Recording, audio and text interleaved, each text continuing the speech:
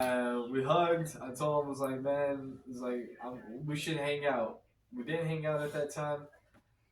He comes back to Dylan's, and then I was so happy to see him, and he was talking about it. He was wanting to train boxing. I was like, you want to do MMA? He was like, yeah. So yeah. I was like, yeah, I think so. Yeah, you know. So since then, I mean, it started off as a friendship, but like I don't know how these two feel about me, but I legitimately love them like my brothers. Samoans, we adopt family in, so I feel like I have adopted these guys in. Can't return you guys, unfortunately, so you guys are stuck with me. If I ever do something wrong, just know that you're guilty by relation. So that's you guys are stuck. I am playing. So.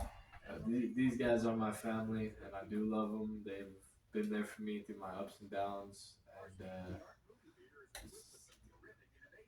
it's been crazy. Meeting him was funny because I think we were just talking about UFC, and we just kept saying "chama" every day to each other.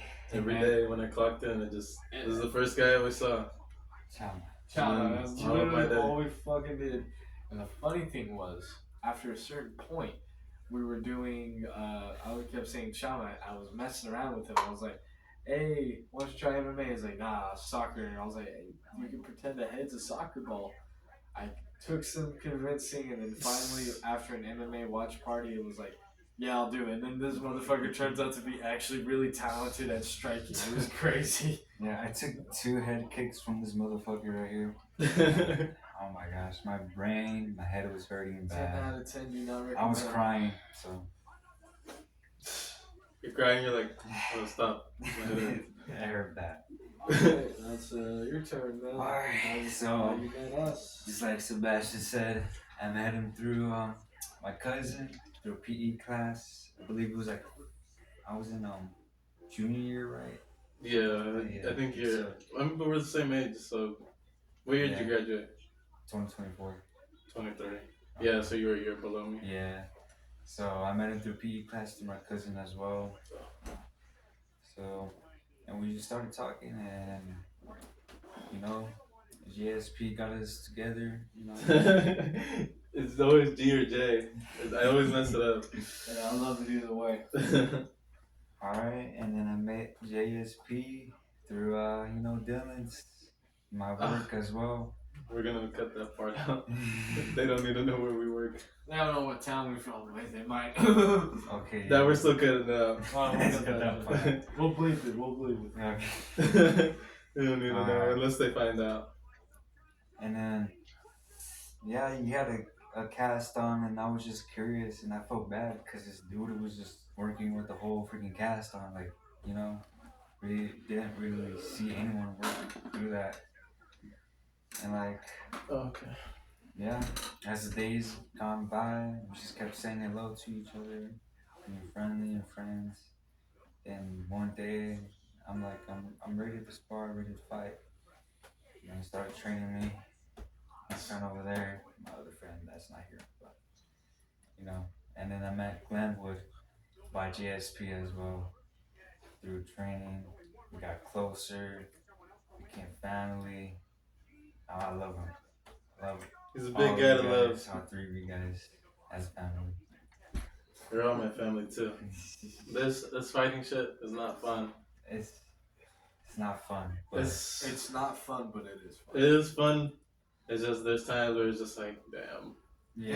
It's like any other job. You know what I mean? Yeah. It's just like a job, but you do this, you gain a lot of experience and new people. Meet new people. It's fun. The competition is fun. Fighting is fun. The training is always what sucks. Yeah, training is horrible. That's any of you guys interested in getting into MMA, I encourage it. Getting in the cage shows all the hard work, but training is what is gonna break you. Because training sucks for anybody. You can even ask UFC pros. They always say training is the worst part. It's the worst part. Fighting is the fun part. Let's see. Which of you was the first to get into MMA? That's me. Yeah. I've been doing it since like I was 14. I went to Stroka when I was 19. I made my amateur debut at 21. These two are making their amateur debuts tomorrow, but that one's easy. I got into it first. Yeah, he was one. Yeah. He's our coach. Yeah, that's our coach. I guess we should mention our sponsors as well. Yeah. So, we'll take a quick little break to mention Southwest Kansas Independent Lucha Libre, located in Dodge City, Kansas, doing tryouts and doing live Lucha Libre shows to keep the tradition of Lucha Libre alive in Kansas. Hit up Angel de Paz on Facebook for more information, as well as the Skill Lucha Libre page. They're doing a show on Domingo de 4th of May. So Sunday, May 4th. And they'll also be doing a charity show in September. We also have Varsity Styles by Tanner Brown, right? That's his name? Tanner Brown. Tanner Brown, located in Dodge City, Kansas. Get 10% off with proof of buying an MMA ticket. So I'll leave the link for wrestling tickets and the MMA tickets in the description. You can get 10% off at her salon if you're ever in the Dodge City area. Obviously Liquid Death as well. This is just good. Nice. We'll advertise for free. Yeah. I recommend this. Even though it looks like beer, you could pull pranks with this. It's actually, I messed with the Walmart girl just for a second for this. At work as well. What was it? New lady gets hired and she looks in my pocket and sees the big old can. She's like, "Oh, I thought you were drinking beer for a second." I was like, "Nah, that's why I don't bring these cans in here." Nah, this is water, bro. This is just water. It says it on the can. Alright. Let's see. We got... that one's kind of the same. What are you guys currently training right now? So here's a little fun secret about us. We actually don't train as much as other fucking gyms. Reason being, we got jobs, man. We're fucking adults. You know what we do? We pop on a video of a UFC fight and we just mimic. That's all we do. That's it. Yeah, just like eating pizza and drinking sparkling water. Yep. Pretty much, we just watch it. We do read a jiu-jitsu book from time to time, but like, you know, we ain't got time, man. We're adults. Yep. We got jobs. We have kids. No, but we'll make time. I got 2 kids. I got 2 dogs that need me.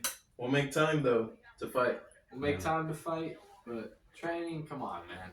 The only reason we say training sucks is because it takes out the time I can be on my fucking Xbox. No, for me too. I PS5. I'm trying to buy a PC, so yeah, I gotta make money. Any setbacks that you've had to push through for this fight? So yeah, we can all say we've had a setback. Every time going into a fight is scary. Going into a cage where the only person that can save your life is a referee is one of the scariest feelings, because your life is no longer in your hands. It is in the hands of a trained official. And the nerves get to you. It makes you want to be like, okay, I can pull out right now. I can stop. The way I overcome that is my uncle Pete, who was a high chief in our family, also was a paratrooper in the United States Army, and he, you know, probably was scared jumping out of planes to go fight, you know, soldiers from different countries, but he carried the legacy of the Ulafala, of my family's Ulafala, and the legacy of my Hispanic heritage with him everywhere he went. So I just think like that. You gotta push through. You gotta push through whatever you're thinking of, and we'll get there. And how I get through that is I always think of my family. I always think of my brothers, you know. I always think of other people. I always think about myself. I always think just about the fight. I'm an overthinker myself, and I overthink a lot, and I do have anxiety, and it sucks.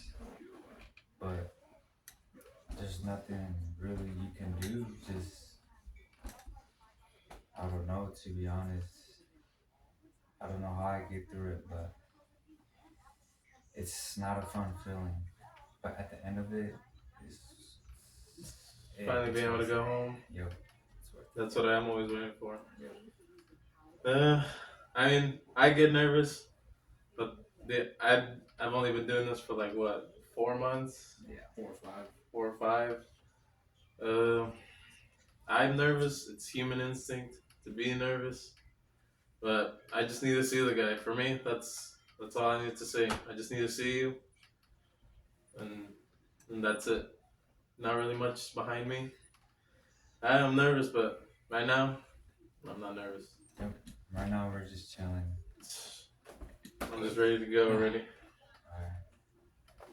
We'll do 3 more serious questions, then we'll get to some funny ones. Alright. If you had to put money on one of you making it to the UFC, who would it be? You can't pick yourself. I'll go. So, no offense to either of you, but if I had to put money to make for someone to go to the UFC, I'm gonna have to go with Sebastian for the striking ability. Really? For the striking ability at the very least, because that's a big thing right now in UFC is they're wanting strikers. Because they want, no more Dagestanis to take titles. So Hey, they're good, but thank you for that. yeah, if I had to put money on it, of course I'd think Abraham would be badass in the UFC too. These guys are gonna be the best pros you've ever fucking seen. You guys are gonna watch this podcast 5 years from now and be like, damn, that's how they started. But no, my money would be on, if I only could pick one, it is Sebastian for the striking ability. But for sheer grit and grappling ability, it's this dude. No. You cannot break this guy's grip. Once he's got you, you are gonna get squeezed and you are gonna get like pressured. It's funny because he took a week off just a week. I was able to handle him pretty well, but now he came back and he's like, I can't get a hold of this guy, and he binds you up. So back to what we were talking about earlier about giving up and setbacks. He had a bout of depression that made him feel like he couldn't compete no more. Told him it was okay. He came back and somehow he was the best grappler out of all of us. And we keep thinking that this fucker went to Dagestan behind our backs. Hey, maybe. A week in Dagestan. And he forgets. Maybe I had a secret training session, but nah. One thing about me too is that I like to doubt myself a lot. I like to doubt my ability, but doing that is very bad. You gotta believe in yourself. Have confidence in your training. Have confidence in your ability to fight. Believe in yourself. Alright, now it's you two out of. So we'll start with Sebastian. Me and Abraham, who do you think would make it to the UFC out of us? Honestly, I have to put it on you, because you've been doing it a little longer than us. Everyone knows you, and you got a lot of publicity. So I put it on you, and it is difficult to spar you, but I grow every day. So either I'll catch up, but you grow as well. That's basically that. My money's on you. Glenwood, he's good. He's real good. He has some hard punches. He just needs to put in the work. That's all I'm asking. No hate to him. I love you, brother, but just please put in the work. I want to see you fight again at 100%. And you, Abraham? Me, I gotta put my money on, who, GSP. He's been at this for way longer than us, and his ability to just take punches, take down. His what is it called? His determination. Yeah, I put him in some. Yep. I put him in some submissions, and I was just like, why isn't this dude tapping? Yeah, yo, He's stubborn as fuck. we double crucified this man. Still got if we can edit that, if you can edit that part into there so they can see that shit, that shit would be funny. Yes. That shit was funny. We did a triple threat jujitsu for fun. He had me in an armbar, and then he had me in an armbar, and they were both squeezing tight. I was grabbing this dude's throat, trying to choke him with my hand, but I just ended up tapping because that shit was crazy. That shit was fun. So we got 2 more to do. Let's see. What is your walkout song for this fight, and why did you pick it? So I'm gonna. I don't think I'm